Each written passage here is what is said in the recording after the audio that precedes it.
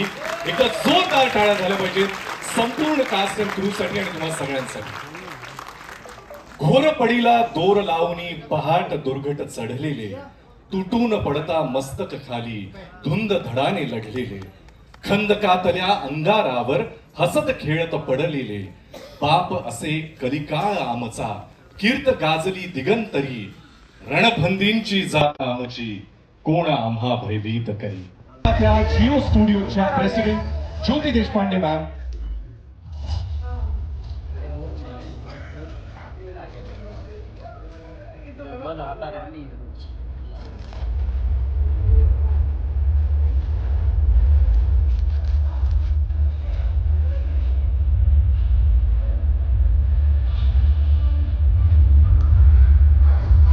आणि लेखक, दिग्दर्शक, निर्माते आणि छत्रपतींची भूमिका साकारणारे महाराष्ट्राचे लाडके भाऊ रितेश विलासराव देशमुख.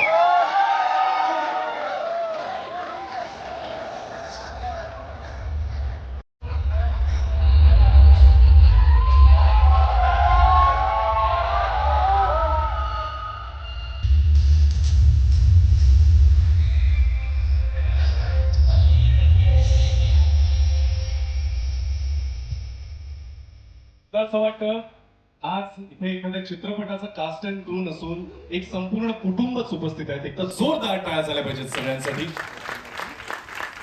बहुत प्रेशर था एंड हम लोग यहाँ 100% मराठी सिनेमा को प्रमोट करने इसलिए जुड़े थे. दूसरी बात, रितेश मेरा छोटा भाई है और you know we go back a long way with our fathers together. तो इसका बोलना मतलब एक लकीर हो गई थी मेरे लिए. But I really enjoyed working in the film. Thanks to Jyoti, thanks to everybody, thanks to the cast. And मैं अफजल खान की तरह नहीं हो गया. सर, रितेश जी के निर्देशन के अंडर काम करना आपके लिए कितना अनोखा था? संजय जी, रितेश जी के निर्देशन के अंडर मतलब उनके डायरेक्शन के अंडर काम करने का अनुभव कैसा था आपका? मुश्किल था यार बहुत. मतलब डांटता नहीं था लेकिन इसको जो चाहिए वो मांगता ही है. नहीं, but it was a pleasure just to see Riteish. You know, he directed this film so well. He was so dedicated and absolute pleasure. Thank you, brother. Thank you, Ritesh. Thank you, sir. And we are very excited to see you on big screen. इस अलग किरदार में संभाजी राजे यानी कि शिवाजी महाराज के बड़े भाई, इनके बारे में बहुत कम सुनाई देता है. शहाजी राजे दक्षिण से संभाजी महाराज के हाथों और उत्तर से शिवाजी महाराज के हाथों आदिल शाही पर हावी होना चाहते थे. और संभाजी राजे का यही किरदार निभाने के लिए कोई ऐसा ही एक्टर चाहिए जो इसको अच्छी तरीके से निभा सके. And that's why Abhishek Bachchan sir, मुझे तो लगता है आप रियल लाइफ में जैसे बड़े और छोटे भाई हैं, वही शायद आपको किरदार निभाने में भी आसानी हुई होगी. एंड आपके एक इंटरव्यू में हमने सुना था it was one of the quickest yes for any casting. मतलब शायद रितेश सर का क्वेश्चन भी पूरा नहीं हुआ था और आपकी तरफ से हाँ आ गई. तो हम वो भी एक्सपीरियंस सुनना चाहेंगे. और आपका इस फिल्म का अनुभव कैसा था? बहुत ही अच्छा रहा. नमस्ते सब लोग. Thank you very much Riteish. This is Goose Flesh. It's fantastic. It's the first time I saw the trailer. Congratulations, Jyoti, to Ritesh, to Vaini for making such a wonderful film. It is a matter of great pride for me to be a part of this film. जैसे Sanju sir ने कहा, ये हमारे छोटे भाई हैं, and he just has to ask and we'll all show up. That is a great testimony of the kind of person that he is and what he means to all of us. To add to it, to be part of a film which has a higher meaning than just being a film. And I think the film that Ritesh and Genelia and Jyoti have made is a lot more than just a film. It's an emotion. So I think nobody would have even thought about what they're doing. They just wanted to be a part of it. और मेरा भी ऐसा ही था. It's a great honor to portray such a wonderful character and such a great character. And to be part of telling the story with Ritesh is a matter of great pride for me. And to do it in a Marathi film is unbelievable. कि मैंने सुना कि Marathi film बन रही है छत्रपति शिवाजी महाराज पर और रितेश बना रहे हैं. और मेरे मन में था कि अच्छा संजू कर रहे हैं, अभिषेक कर रहे हैं, मेरे पास रितेश क्यों नहीं आए? फिर लगा कि अच्छा शायद मेरे लिए कोई रोल नहीं होगा, या फिर वो मुझे बतौर एक्टर पसंद नहीं करते क्या पता। फिर वो आए, मैंने तो ठान ही लिया था कि मैं करूँगी, पर उन्होंने आके मुझे कहानी सुनाई और मैं बड़े ध्यान से सुन रही थी। मैंने कहा मैं थोड़ा सोच के बताती हूँ, बिकॉज मैं ज़्यादा उत्सुकता एक्सप्रेस नहीं करना चाहती थी कि वो उनको पता ना चल जाए कि मैं एक्चुअली वेट कर रही थी कि वो आए। वो घर से निकले और मैंने उनको फ़ोन किया और कहा कि मैं कर रही हूँ। ये मेरे लिए बड़े गर्व की बात है, बिकॉज मैं मुंबई में पैदा हुई, यहीं बड़ी हुई हूँ।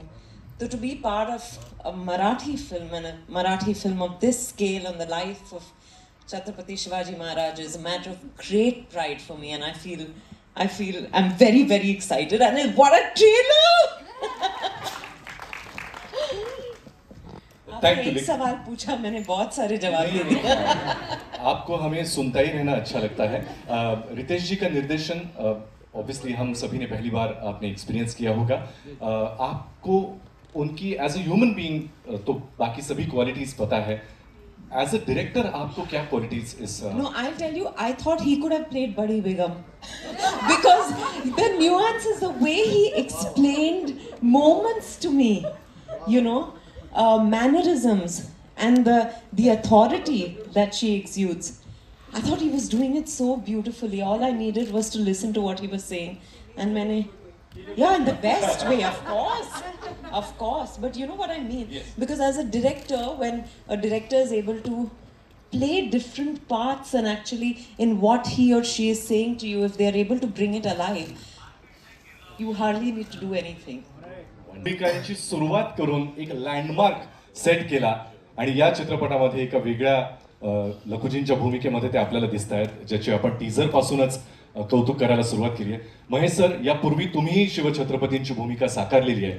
या चित्रपटामध्ये रितेशजींबरोबर काम करतानाचा अनुभव कसा होता? तुमच्या व्यक्तिरेखेबद्दल पण आम्हाला ऐकायला आवडेल.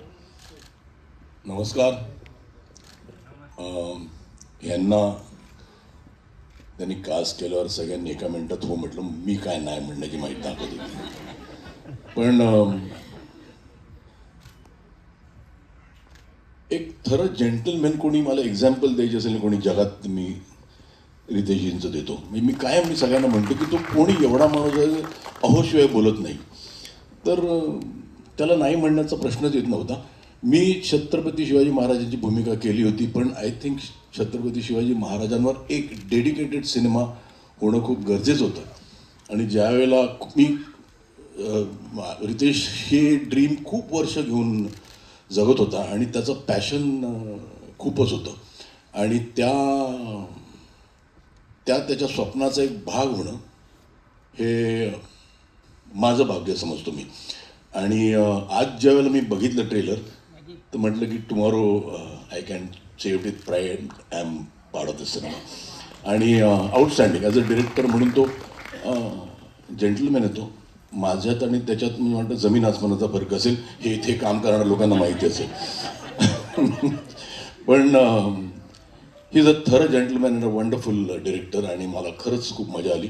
आणि आज ट्रेलर बघून Jyoti, a special thanks to you for backing such a project, for backing such a big dream, आणि thank you for having me here. Thank you. Role है तो अगर मेकअप करेगा तो यंग लगेगा. मुझे जैसे तू दिखता है बुढ़ा, वैसे ही मुझे चाहिए. ऐसे कोई बोलता है कोई एक्टर को,